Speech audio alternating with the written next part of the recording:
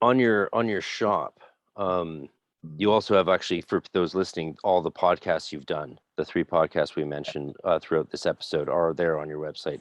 One easy place. Hopefully there'll be a 4th one there soon. There will, yeah. I'm honored. But okay, I had a fellow has kind of talked with me a bit. He's been buying a lot of the premium occult books, like, you know what I'm saying, and but hasn't started practicing anything. And he was asking my advice, which many people do, and it went into this very well familiar ground at this point, where it's like, I just don't feel that there's any point doing it half-assed, which I can relate to. I can relate to that big time. That's why I joined the Golden Dawn and stopped doing Donald Michael Craig, it's like it felt half-assed, and it really was. It was missing way too much. And though great place to start, it saved me from spending my life as a Cunninghammy and Wiccan, which is fine. It would have been great, but I just needed more juice. I had some big karma to deal with down the road, I'm sure. Right. But he cites people like Ashen Chassan, Caesar Odie, and John King as getting these radically full manifestations and apparitions. Now, he did identify that it was more Odie and King that said that, because instantly I was like, look, I've talked to Brian on the podcast, like, and he summons spirits into crystals and uses a scryer. Like, that's not a physical apparition that you could photograph. And so he pivoted off him and cited Odie. Is it Julio Caesar Odie? Who I listened to his Glitch Bottle and I read his book, which, I know is shocking. I read a Goetia book. Well, it happens. I might even read Rufus's at some point. As a wedding gift to him, I'll read his book. No. Oh God, why did I say that? Jesus Christ. Sometimes I wish I did edit this podcast. Fuck. Okay. But this fellow was citing, and I really do want to help people when they come to me and say, look, I need something in my life like this. I want this in my life. And I'm like, okay, I want you to be fulfilled. So what advice can I give you? But King and Odie's books state that they get full apparitions every single time without fail. And he doesn't want to start doing magic if it's not going to achieve that same thing. He said didn't seem to understand what could be possibly the point.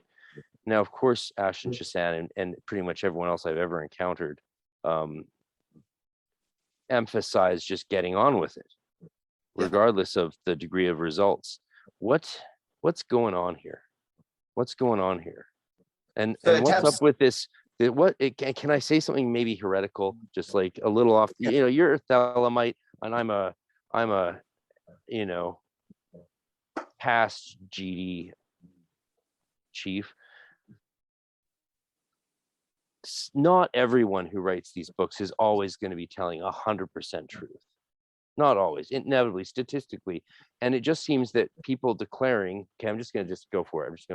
People declaring that they get full apparitions, full physical manifestations that you can see, touch, smell, and heal every single time without fail, but yet they never have anyone else there with them, and they for some reason they can't, and they never film or record anything. It just seems a little absurd to me. Like, if I knew I could get a full apparition, not a physical manifestation, an apparition, and audio communication, like not clairaudience, physical audience, then I would film it or record it, and the whole world overnight would change, and I'd be super rich and famous. But that doesn't matter, because I would have literally changed the entire perspective of reality of the entire planet if I could verify that. But if I could do it every time like that, and it just seems like it's setting people up with false expectations to me, that these people are going to be like, oh, you don't get, because I can't tell someone I get a physical apparition, let alone a physical manifestation every single time. And so all these new people buying all these very expensive books are writing off anyone who can't. Yet, while the people who claim that this is what happens to them every single time without fail offer no evidence. So let's I know start. This is I know what everything I said is just like super. It's a good I know question. what I just said. I know what I just did. I'll get it is what new people wonder when they read this stuff. So let's start first historical. because there's always this big stink about physical manifestation, and there's some subjectivity as to what that actually is. And we'll talk about that. But let's look historical. Heptameron, since we've been chatting about it, in its conjurations, there are multiple places for the spirits to present themselves in different ways. Peterson does an excellent job pointing these things out in his side notes on his website on Esoteric Archives. If you look in there and you read through the portion. Wait, sorry to stop you, but I love Esther. In his side notes on Esoteric Archives, some people aren't as familiar with this stuff as where do they find that? Right on the right side of the screen. Oh, you just mean literally the side notes? Yeah. Okay, sorry. The footnotes that he puts on the side. Every time that you see a 1 or a little 2 or a little 3 in the Heptameron on Esoteric Archives, go read the side note. You're going to learn so much. So if you go through these conjurations, it talks about different ways that they manifest. And when you first call them, it explains that they generally appear in subtle forms. Librigratis, for example, which is one of the founders of the lineage that is the Heptameron. It talks about spirits appearing and knowing that they appear because the hair on your back will stand up, or because you'll feel great heat. Like, these are modes of recognition. Like, and that's the first step. And that's not a physical manifestation, like your hair standing up on your arms or on your back. Like, you're not looking at a full apparition here. But these are subtleties to where the spirits present themselves. And you have to know how to recognize that, because that's how you know that they're there at first. How are you going to get to the next step if you don't know where the first step is? I had someone I was working with who was trying to work with a particular spirit. And when he did the conjuring, he immediately felt an overwhelming sense of failure. And what's he doing this for? There's nothing here. And in our discussion a little bit more, I presented the opinion that, what if that's how it manifests at first, by instilling doubt in yourself? Like, that's the first mode of recognition, is that, what are you doing? Nothing happened. Nothing's here. Nothing's answering you. I feel overwhelmingly,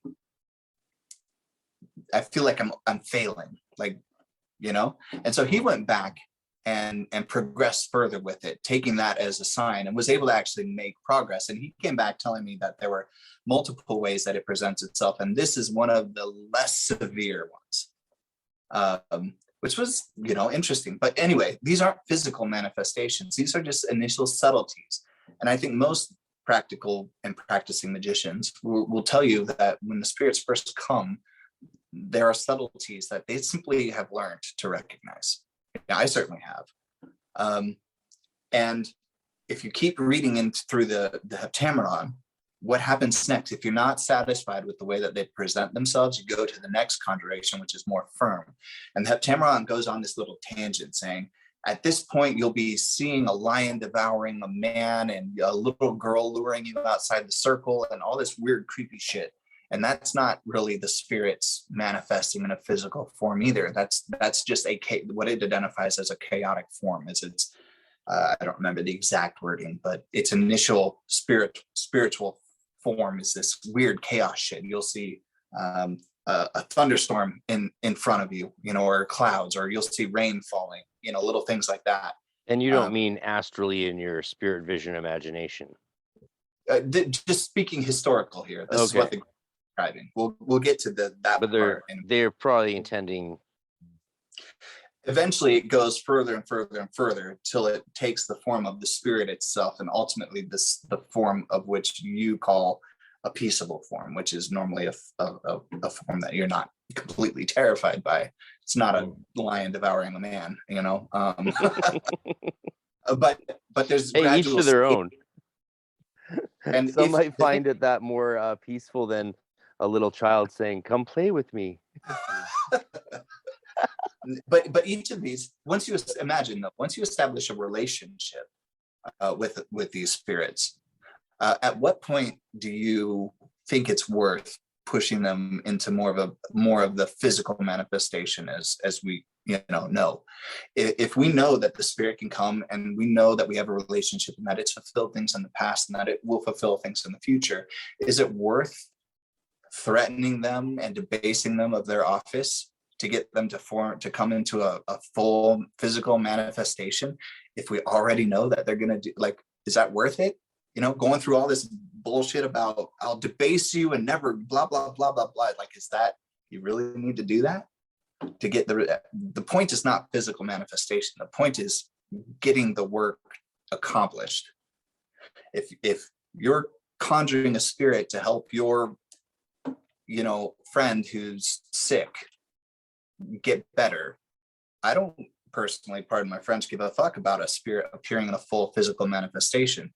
If I've worked with the spirit before, as long as I know that it's there and that it does what I ask it to do because we have a good relationship, I'm not going to bother threatening it, debasing it. I know what's going to happen. We're going to just go that route. It's not worth it. I digress slightly here. That's all right. Historically, we do see different variations of how spirits appear. And Liber Gratis, for one, states pretty plainly that spirits of the air, certain kinds of spirits, don't like to appear, and they're difficult to see. I mean, that's an acknowledgement right there that spirits can be present without you seeing. Alexander F. pointed this obvious one out in Drawing Spirits into Crystals. At the very end, it talks about how you should always conjure with more than one person. And it explains right there at the end, saying, because not everyone's going to see something. And the more people that you have there, the better you're going to see something. That right there is saying, not everyone's going to see what comes. There's plenty of evidence through all of these grimoires that the physical part isn't really that necessary. It's possible. Yeah. I've seen it. And I see, the more I work with the spirits, the more I see things, like in my cognitive, non-drug influenced, lucid, testing, doubting mind, I will see things and I will hear things. Every time, no. Especially when I started, I didn't, I felt like I was just talking to the air when I started. But I decided, after a couple of times of abandoning ship, I decided, well, what if they are there and I just don't know? So I just continued. And sure enough, I got what I needed in like 3 days. And there's been plenty of times where in the beginning that happened. And I just was like, okay, well, from now on, if I don't know that they're there, I'm just going to pretend that they're there and just act like they're there and act like I know that they're there. And we'll just see what happens. And there's a good amount of success that came that way. But as you do it, you become more in tune with the spirits that you're working, and you learn to recognize them. And then it just becomes easier. That's just how it is. It's one reason why I would suggest not working with a whole slew of different spirits. Pick some spirits, what is it? Thurgood Goetia? Spirits of the Air. It talks about how all the spirits, there's like 365 or whatever of them, how they all do the same thing. You don't need to conjure all of them. Look at the spirits of the air in Liber Gratis and Heptameron. They're the same spirits. Look at their definitions and what they do, especially Liber Gratis. Half of them do the same thing. You see that in the Heptarchia sort of as well. Yeah. It's not uncommon, especially when you get into the spirits of the air. The class of spirits of the air, you kind of see this universal, unified front. There's a million of them, but they all kind of can do the same thing. You look at Liber Gratis, it tries to break down. It says, the spirits and the angels, they have these like natural offices that they hold, but they can do literally anything. Yeah. I mean, I'm paraphrasing here, but that's what it says. They do this, this, and this, and this, unless they are told to do this. They can do anything. And Liber, it's no mystery all of a sudden. You're working Liber Gratis. Why are you calling all 7 of the kings at once? Because they're a unified front. Yeah. You tell all of them to go off into their own world and do what you've asked them to do, because they all can. Anyway, again, I'm going on a tangent here. It makes sense. Like our first operation with Karmara and Hagenel, because